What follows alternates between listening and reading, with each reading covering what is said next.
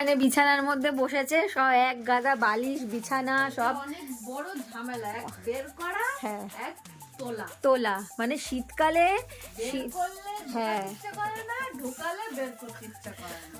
আর শীতকালে এমন একটা প্রবলেম হয়, সেটা হচ্ছে প্রচুর জামা কাপড়, প্রচুর বিছানা সব মানে একদম পুরো এলোমেলো হয়ে যায় সারা ঘর। মানে শীতকালে এই সবই হয়, গরমকালে হালকা ফুলকা, গরমকালে হালকা জামা কাপড় সব কিছু। শীত আসলে এই কম্বল বার করো, ওই চাদর বার করো, হাজার একটা সোয়েটার বার করো। তো মা এখন এখানে কম্বল বার করছে এই যে দাদার জন্য আর আমার জন্য। আমার আমার খুব একটা দরকার পড়বে না, কারণ আমার মা দোহাটা কোথায়, ওই সিম্পল ব্ল্যাঙ্কেট। হ্যাঁ এই যে এই ব্ল্যাঙ্কেটটা বেশ গরম হয়, তো বেশ মোটা, তো এটার হলে আর আমার দরকার পড়বে না।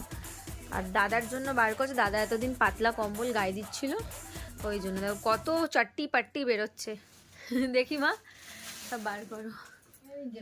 এই যে এটা দাদার কম্বল, এক গাঠি থেকে বার করছে, কিসের মধ্যে ঢোকানো ছিল। কিন্তু আমার কম্বলটা না একটু ইয়ে করতে হবে, কাচতে দিতে হবে।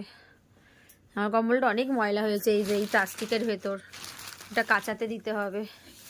এই যে মানে ভালো কম্বল, মানে পুরো নতুনই কম্বল, এটা আগের বছরই কেনা হয়েছিল। তো এটার মধ্যে মা কি করেছে, ঠাকুমার যে নতুন শাড়ি ছিল সেই শাড়িতে ওষার লাগিয়ে দিয়েছে, শাড়ি মানে শাড়িটা দিয়ে ওষার মানে কভার করে দিয়েছে, যাতে কম্বলটা ময়লা না হয়। হ্যাঁ অনেকটা বড়। দাদা এই ঘরে শোয়।